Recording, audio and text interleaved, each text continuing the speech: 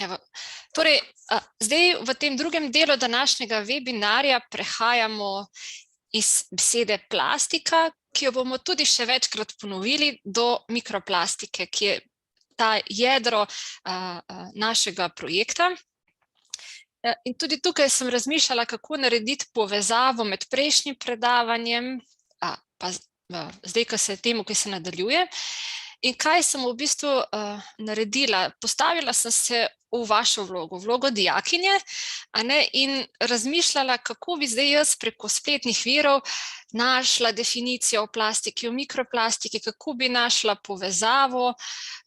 In moram reči, da je danes na voljo res ogromno informacij.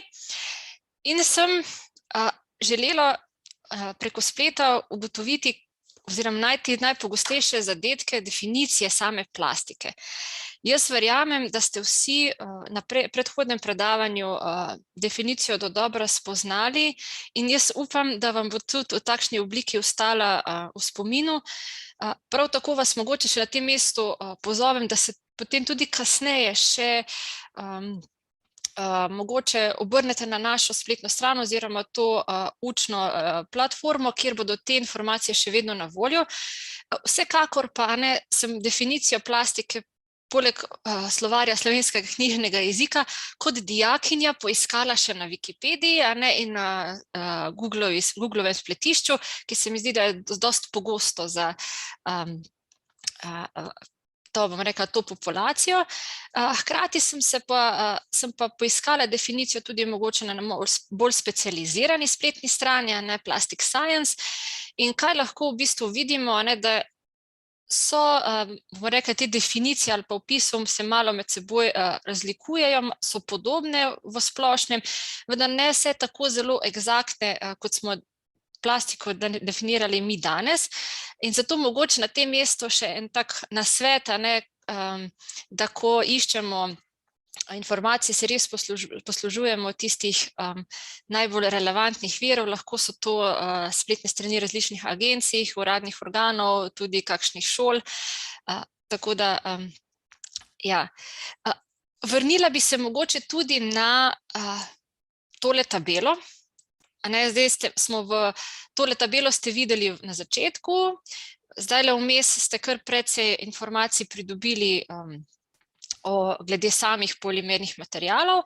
In tukaj lahko še enkrat ponovimo, da danes, pa tudi še pogledamo 11 let nazaj, so najpogosteje uporabljeni polimerni materiali poliolefini, to so polipropileni, polietilen, ki ga tukaj tudi vidite, ki je lahko prisoten v različnih gostotah, kot je bilo tudi predhodno že povedano. Zdaj, plastika smo tudi povedali, da je lahko razvrščena glede na različne ključne značilnosti, ki so pomembne na eni strani za proizvodnjo, za zasnovo izdelka, tudi za njeno končno uporabo. In tam na prejšnjem predavanju smo videli, da se lahko na osnovi fizikalno-kemijskih lastnosti tudi ločijo v termoplaste in pa termosete.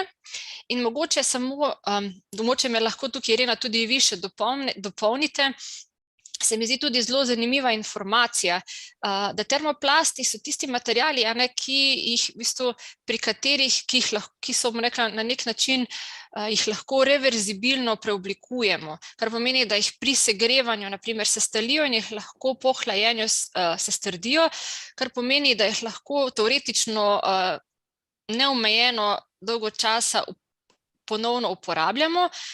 Medtem ko termoseti so pa tista družina polimernih materialov, ki se pri segrevanju kemično spremenijo do te mere, da jih ni možno potem reverzibilno pretvoriti in pa ponovno v takšni obliki uporabiti. Ja, tako da tukaj sem mogoče potem samo želela še povedati, da v teh najbolj pogosteje uporabljenih polimernih materialov, ki jih mi srečamo v vsakdanjem življenju, v povprečnem vsakdanjem življenju, je na primer 15%, tako sem tudi ocenila, termosetov, sicer imamo pa res večino termoplaste, ki imajo, bomo rekli, res dolgo življenjsko dobo.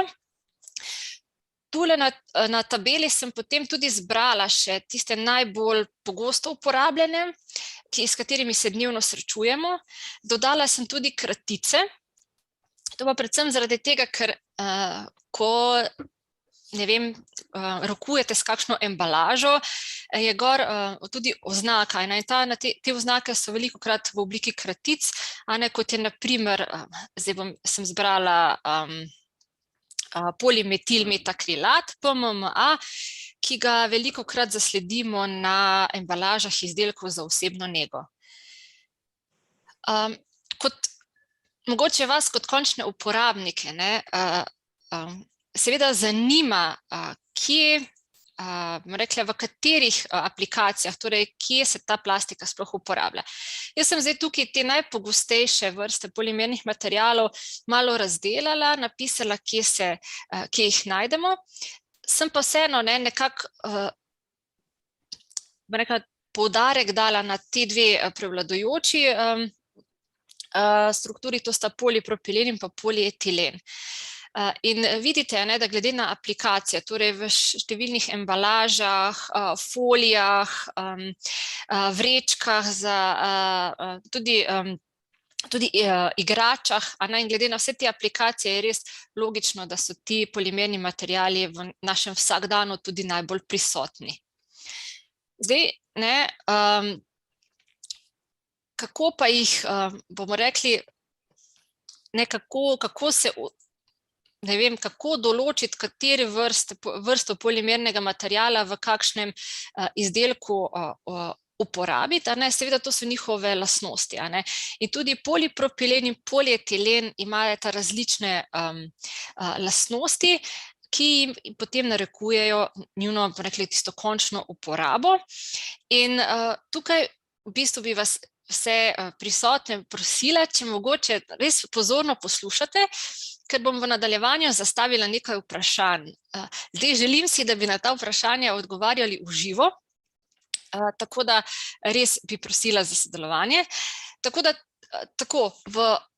Na desni strani tele drsnice je tabela, v katero sem na kratko predstavila te bistvene razlike med tema dvema najpogostejšima oblikama polimera, ki spadata v isto skupino. In vidite, da polipropilen je kemijsko in toplotno bolj obstojen polimer, torej zdrži višje temperature in ostane v brezhibnem stanju tudi v temperaturi do 170 stopinj, medtem ko polietilen v nižjem temperaturnem rangu. Sam polipropilen je mogoče manj prožen, je po drugi strani zaradi tega težje lomljiv, je tudi lažji, barva je pa polipropilena mogoče prosojno bela, medtem ko pri polietilenu brezbarvna. Zdaj, ta možnost recikliranja, oba polimera spadata v skupino termoplastov, kar pomeni to reverzibilnost, torej segrevanje in ponovno preoblikovanje oziroma ohlajanje in uporabnost. Zdaj pa mogoče tukaj preidem na mikroplastiko. Kaj je pa mikroplastika? Tudi tukaj sem iskala različne definicije, sicer tukaj nisem prišla do tako raznolikih opisov, kar se tiče osnovne definicije, ampak nekako se vse definicije, ki jih na spletni strani najdemo, vračajo na izvorno definicijo, ki jo definira Evropska agencija za kemikalije oziroma European Chemicals Agency ali tudi EHA. Mogoče bom tudi ta izraz večkrat vmes uporabila. EHA je Agencija Evropske unije, ki izvaja zakonodajo Evropske unije o kemikalijah, seveda z namenom, da zaščiti okolje in pa naše zdravje. Namreč vemo, da boljša kot je poznavanje, boljša kot je pravna ureditev nevarnih kemikalij, boljša je zaščita tako potrošnikov, delavcev in tudi okolja, in s tem se lahko olajša recikliranje in pa tudi s tem se industrijo spodbudi k razvoju varnejših alternativ. In agencija EHA pri tem ima eno izmed pomembnejših vlog, ker tudi prejema in ocenjuje posamezne registracije iz vidika skladnosti z zakonodajnimi predpisi. In Evropska agencija za kemikalije definira mikroplastiko kot majhni trdni plastični delci v dimenzijah manjši kot 5 mm, ki so sestavljeni iz različnih polimerov, tudi nekih funkcionalnih aditivov in, bomo rekli, predstavljajo neko zaskrbljenost. In v tem tudi v nadaljevanju. Tudi Wikipedia, Google, Plastic Europe opredeljujejo mikroplastiko na ta način, namreč splošno je obveljala definicija, da so mikroplastika delci velikosti manj kot 5 mm. Seveda, da si pa lažje to predstavljamo, kako pridemo do te mikrodimenzijske skale, si pa poglejmo merilno skalo v osnovi. In tudi v uvodnem srečanju smo govorili o tem, kako zanimivo je to, da si mi nek problem ali nek izziv ali neko vprašanje se ga zavedamo, si ga postavimo prej, če mi to stvar vidimo oziroma lahko otipamo, kar pomeni, da če mi govorimo o makro velikosti, torej to so centi, deci, deka, govorimo o produktih, pa lahko govorimo zdaj na primer o plastiki. To so izdelki, ki jih vidimo, in bila je narejena prav raziskava, kjer so ugotovili, da so stvari, ki so jih ljudje, anketiranci videli, so se prej zavedali neke potencialne problematike ali nekih vprašanj, kot pa na primer v nekih primerih manjših snovi v mikro ali celo nano velikostih, ki jih s prostim očesom zelo slabo, težko ali pa sploh ne vidimo. In zelo podobno je lahko situacija tudi na področju mikroplastike. Torej, ko govorimo o mikro, torej govorimo o velikostnem redu 10⁻⁶, da pa si vi to sploh lahko predstavljate. To je območje, v katerem lahko zaznamo evkarionsko celico, bakterije, celično jedro, ko pa gremo v velikostni razred še pod 1 mikrometer, govorimo pa o velikosti virusov in pa tudi drugih makromolekul, kot so na primer proteini in pa ribosomi. Kje na merilni skali pa smo s mikroplastiko? Tukaj, po definiciji, je to tista plastika, ki je dimenzije, torej premera manj kot 5 mm. Pred leti je bilo predlagano, da bi se izraz mikroplastike uporabljal za tiste dimenzije, ki so manjše kot 1 mm, torej da v območju res mikroskale, vendar je vseeno kasneje se ta zgornja meja 5 mm vse splošno sprejela, predvsem zaradi tega, ker v tem rangu so vključeni tudi vsi tisti delci, ki jih lahko organizmi zaužijejo. In na nek način se je s to, rekla, višjo mejo tudi povečala varnostna mreža, kar se tiče mikroplastike. Mogoče vam tukaj še kot neko zanimivost lahko povem podatkov o usodi teh mikrodelcev, torej plastike v mikrovelikosti ali velikosti manjši kot 5 mm, v našem prebavnem traktu, na primer, je zelo malo. Ampak vseeno mogoče za en tak občutek, črevesna stena je zelo pomembna biološka bariera v našem telesu in skozi njo lahko prehajajo delci manjši od 150 mikronov, nekje tukaj. Ko pa še globlje, na primer v tkiva, pa lahko pridejo manjši delci tudi od 1,5 mikron. Da si mogoče to občutek velikosti delcev lažje predstavljate. Poleg osnovnih definicij mikroplastike pa obstaja še veliko drugih opisov na spletu in različnih literaturah, tudi v člankih, ki se nanašajo na njene lastnosti oziroma na njene aktivnosti ali procese v okolju. In definicije, s katerimi se srečamo, so tudi te, da je mikroplastika sodobno onesnažilo, da je to nastajajoče onesnažilo, da so to onesnaževalci, ki povzročajo zaskrbljenost. Ta definicija je tudi v povezavi z Ehino definicijo, namreč veliko, bom rekla, kemikalij, ki jih v vsakdanjem življenju uporabljamo vse na podlagi Evropske kemijske zakonodaje, uredbe REACH in pa tudi Evropske agencije za kemikalije opredeljuje kot contaminants of emerging concern, torej onesnaževalci, ki povzročajo zaskrbljenost. In v tem kontekstu je tudi onesnaženje z mikroplastiko prepoznano kot eno vodilnejših in pomembnejših okoljskih vprašanj, s katerimi se danes človeštvo sooča. Potem zelo zanimiva ali pa tudi pomembna lastnost mikroplastike pa je, da deluje kot kemijski vektor okoljskih onesnažil. In tega se mogoče premalokrat zavedamo. To pomeni, da imajo, rekli, mikroplastika kot majhni delci z veliko adsorpcijsko površino sposobnost, da potem, ko se sprostijo in ostajajo v okolju, nase vežejo tudi neka organska onesnažila, tudi te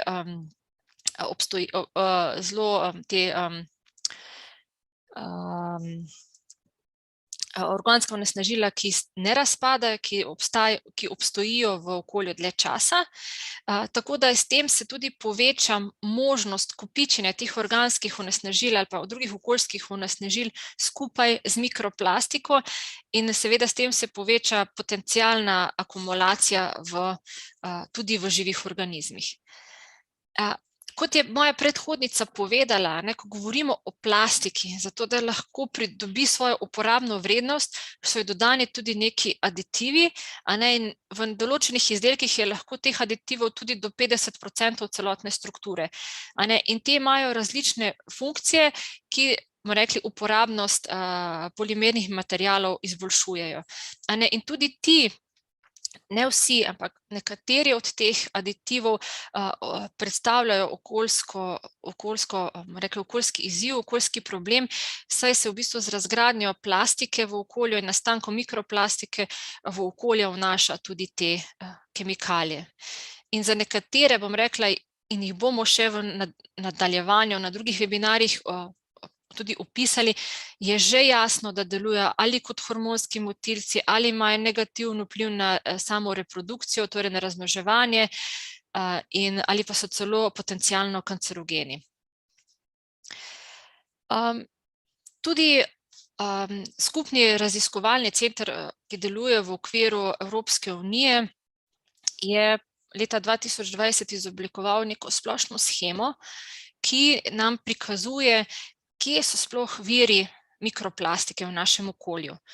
In definirali so jih v 3 večjih skupinah, ki sem jih tukaj zgoraj tudi označila. Torej, mikroplastika lahko prihaja tako iz industrije, iz urbanega okolja, torej iz prometa, iz gospodinjstva, torej iz naših vsakdanjih, rekla, življenjskih navad, in poti, skozi katere pa mikroplastika lahko obremenjuje okolje, so pa tako različne vode, lahko je to odpadna sanitarna voda, lahko so to stoječe vode, površinske vode, lahko je to posledično tudi so tla in pa tudi zrak.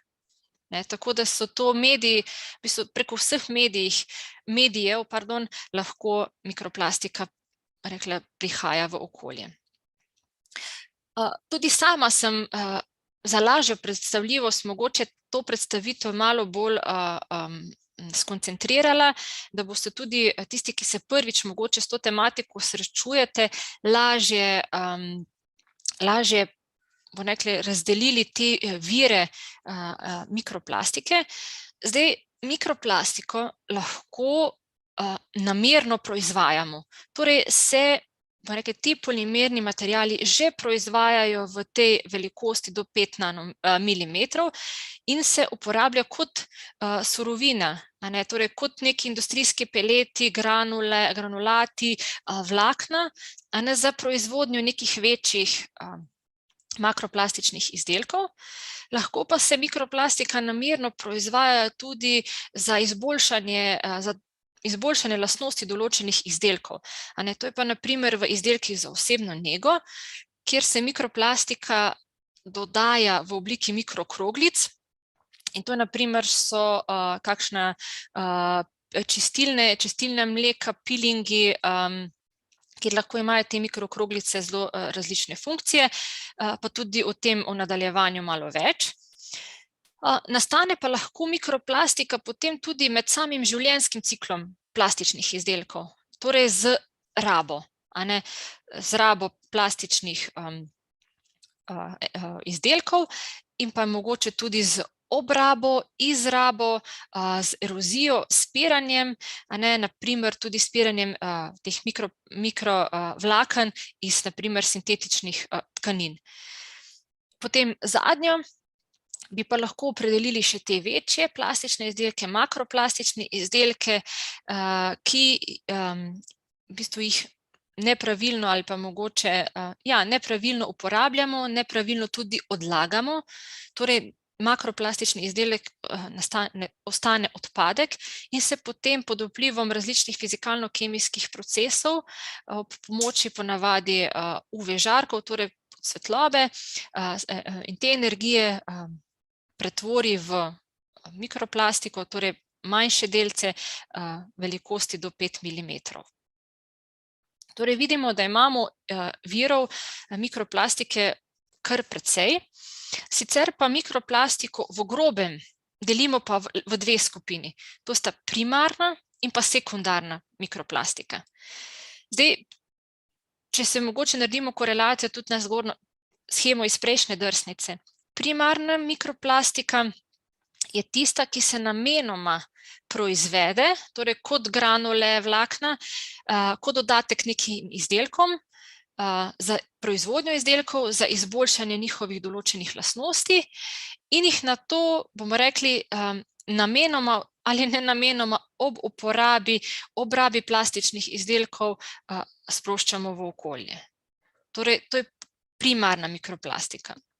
O sekundarni mikroplastiki pa govorimo takrat, kadar le-ta nastane nenamenoma kot rezultat razgradnje, preperevanja, razpadanja makroplastičnih izdelkov. Torej, o sekundarni mikroplastiki govorimo takrat, kadar gre za nepravilno odložen, zavržen plastičen material. Anja, eno vprašanje bi imel glede biorazgradljive plastike.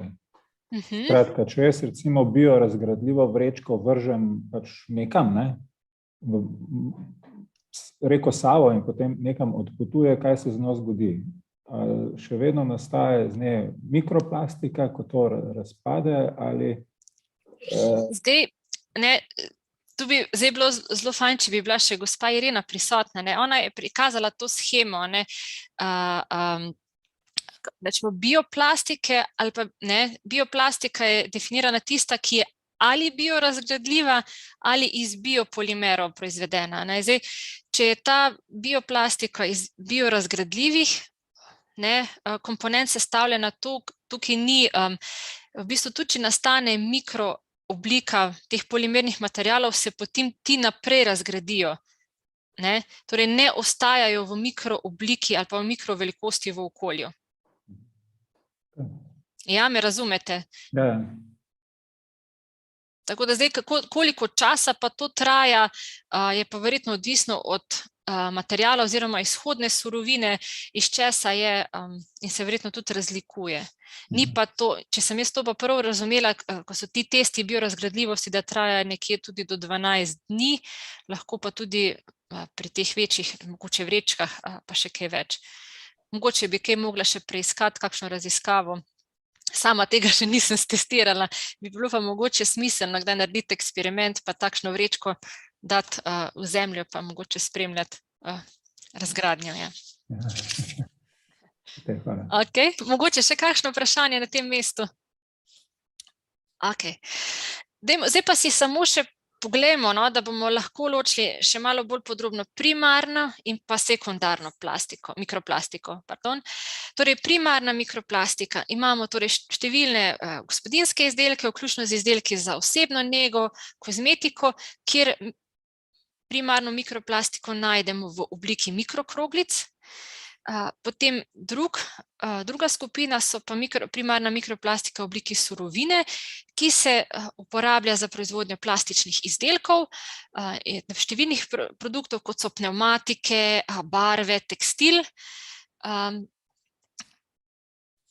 Zdaj, našla sem raziskavo, ki je pokazala, da ljudje letno proizvajamo in okolje sprostimo nekje 1,5 milijona ton primarne mikroplastike. Zdaj, koliko je to? 212 gramov na leto per capita, torej na osebo nekje 212 gramov ali 43 plastičnih vrečk na osebo, torej 1 vrečka na teden. Zdaj, jaz sebe ne vidim, ampak upam, da me boste vi videli, ne? A se vidi tale kozarec? Ja, ne? V tale kozarec, navaden kozarec za pitje, sem natehtala 212 gramov sladkorja. Da imate občutek, o kakšni količini govorimo. To je povprečni izračun oziroma ocena na prebivalca. Je pa treba opozoriti, da ta podatek je povprečje, obstajajo razlike med različnimi regijami in kontinenti. Ne vem, v Afriki je ta količina toliko nižja, da bi lahko enačili samo z 22 plastičnimi vrečkami, medtem ko v Ameriki je pa ta količina toliko večja in jo lahko enačimo s količino nekje 150 vrečk na osebo, kar je bistveno več. Mi, Evropejci, smo pa nekje v tem povprečju oziroma malo nad tem povprečjem, če gledamo per capita. Splošno so v tej raziskavi in pa tudi v drugi raziskavi še v letu 2019 pa identificirali, tistih 7 ključnih virov primarne mikroplastike ali pa tiste najpomembnejše. In seveda ena izmed zelo pomembnih virov so pnevmatike. Druga so sintetična vlakna, torej sintetični tekstil v veliki meri, tudi ladijski premazi, cestne oznake, izdelki za osebno nego, plastični peleti, torej surovina kot taka, in pa mestni prah. Zdaj, vsi ti viri so posledica različnih aktivnosti, bodisi gospodarstva, gospodinjstva, tako dejavnosti na kopnem kot tudi na morju. Torej, gre za precej razpršeno produkcijo primarne mikroplastike. Zdaj, če pogledamo mikrokroglice, o katerih bomo na drugem webinarju kar precej govorili, mogoče samo to, kateri so zdaj tisti polimeri, ki jih največkrat v kozmetiki in v izdelkih za osebno nego srečamo. Najpogosteje so to polietilen, polipropilen, polimetilmetakrilat, polietilen tereftalat in pa polietilen glikoli različnih mas. Najdemo pa to plastiko, te sintetične polimere v čistilnih sredstvih za obraz, zobnih pastah, peeling kremah, tudi v nekaterih ličilih, v pudru in tako naprej. In ocenila je ta Plastics Europe organizacija, da nekje v 6% vseh tekočih izdelkov za čiščenje kože, ki se prodajajo v Evropi, torej Evropska unija, pa Švica in Norveška, vsebujejo mikroplastike in od tega jih največ vsebuje polietilen. Zelo zanimivo raziskavo smo pa leta 2019 naredili tudi na šoli, ki jo bomo na naslednjem webinarju v podrobnosti tudi predstavili, kjer smo pregledali zobne paste na slovenskem trgu in naša raziskava je pokazala, da je kar 52% zobnih past, ki smo jih mi vzeli pod drobnogled, torej in smo pregledali deklaracije, vsebovali mikroplastične komponente, med njimi kar 66, mislim celo malo več kot 66% polietilen glikole. Tako da v tem sektorju izdelkov za osebno nego je mikroplastika, ki se namenoma dodaja izdelkom, res zelo kritična in je tudi pod presojo v smislu regulative ali pa omejujoče regulative, omejujočih predpisov, ki bodo v prihodnje vnos in pa uporabo mikrokroglic v kozmetiki tudi zelo omejili oziroma celo prepovedali. Če pa pogledamo surovine, torej pelete, granulate, vlakna, kosmiče, prah, torej ki se uporabljajo kot izvorni material za produkcijo plastičnih izdelkov, iz tega vidika je pa največ mikroplastike iz aktivnosti prometa, torej pnevmatik, ob obrabi, ob odrgnini, torej ob eroziji pnevmatik in pa seveda sintetična tekstilna vlakna so tista, ki predstavljajo zelo velik delež te primarne mikroplastike.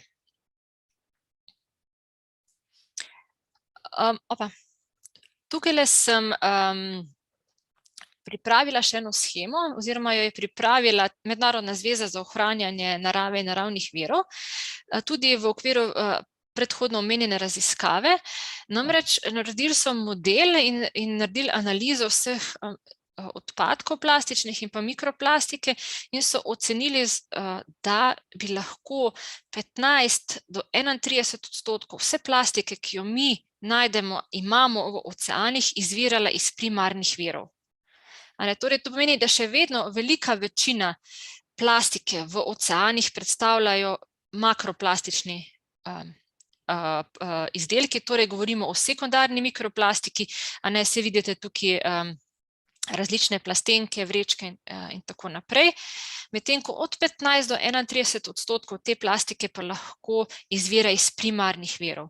In ti primarni viri so tukaj gor tudi navedeni in vidimo, da je večji delež, torej tretjina primarne mikroplastike izvira iz sintetičnih tekstilnih vlaken, skoraj 30% pa iz prometa, torej iz pnevmatik. Medtem ko mogoče zelo zanimiv podatek, izdelki za osebno nego prispevajo nekje po oceni tega modela 2% primarne mikroplastike oziroma mikroplastike v oceanih. V tej raziskavi so tudi ugotovili, da večina, torej mislim, da celo več kot 95% vse te plastike, bodi se to makroplastika, primarna, sekundarna, nastane zaradi dejavnosti na kopnem in se potem preko različnih poti, ali je to cestni odtok, tukaj ocenjuje nekje 60%, ali izpiranja preko sistema za čiščenje odpadnih voda, nekje četrtina te plastike prenese v oceane. Tako da to so zelo eksaktni podatki, ki so že znani. Seveda, kar sem glih omenila, ob obrabi se pa potem primarna mikroplastika preko odpadnih voda, preko čistilnih naprav, cestnih odtokov, izpiranja vnaša v naše okolje. IUCN, torej Mednarodna zveza za ohranjanje narave in naravnih virov, je naredila tudi raziskavo po regijah, po celotnem svetu. Vzela je 7 regij in je v bistvu ovrednotila, doprinos primarne mikroplastike k celotnim izpustom plastike in mikroplastike v okolje. Jo, bomo rekla, te številke obdelala oziroma pomnožila še z faktorjem oziroma s kazalniki, ki povedo število prebivalstva v tej regiji, torej bruto domači proizvod, torej koliko je država razvita, koliko je država tehnološko razvita, kako je bogata, in potem izračunala ta doprinos primarne mikroplastike k temu globalnemu onesnaževanju. In vidimo, da v Indiji in Južni Aziji je ta odstotek skoraj 20%. Medtem ko v Južni Ameriki, Afriki, Bližnjem vzhodu pa ne dosega oziroma dosega tam od 8 do 10%. Tako da te raziskave mednarodne zveze so tudi prosto dostopne, tako da če koga te stvari zanimajo, si jih lahko tudi na spletu prebere. Morda še samo ta primer, ki je nam zelo blizu, primer iz Nemčije. O tem smo tudi že v uvodni predstavitvi govorili. V Nemčiji so leta 2018 naredili raziskavo, kjer so ugotavljali izvore primarne mikroplastike v okolju in so ugotovili, da je, bom rekla, prispevek vsakega prebivalca k onesnaževanju s primarno mikroplastiko kar 2435 gramov. V predhodnem predavanju smo že definirali Nemčijo kot eno izmed največjih proizvajalk ali pa držav članic Evropske unije, ki ima potrebe po plastiki. In sem tudi tukaj pripravila, da si boste lažje predstavljali 2435 gramov. Predstavljajte si dve originalno zapakirani vrečki sladkorja in še takole pol litra sladkorja zraven. To je ta količina, ki so jo definirali v Nemčiji. Zanimivo pa je, da so večji delež, torej kar polovico te mikroplastike pripisali uporabi pnevmatik, torej uporabi odrgnine pnevmatik, kar je seveda rezultat gostega prometa na tem področju. In še enkrat, da naj ponovim, to so samo primarni viri, torej ne gre za sekundarne vire, ampak samo primarni viri. Zdaj pa, če mogoče še pogledamo sekundarno mikroplastiko, ki smo rekli, da nastane takrat, ko mi, bomo rekli, neprimerno odložimo ali odlagamo plastične izdelke oziroma tudi plastične odpadke. In ti se pod vplivom različnih fizikalno-kemijskih procesov, pod vplivom UV sevanja drobijo, preperevajo, razpadajo. Glede na to, kakšna je lahko, če gre za, na primer, polsintetični material, lahko tudi prihaja do razgradnje s pomočjo mikroorganizmov, in ti manjši delci, ki pri tem nastanejo, se pa imenujejo sekundarna mikroplastika. Zdaj, mogoče še tukaj pri sekundarni mikroplastiki omenim še to, kako vi lahko v svojem domačem okolju prepoznate, na primer, da je nek plastičen produkt, izdelek, ki ga uporabljate, mogoče že odpadek in da je že prišlo do razgradnje.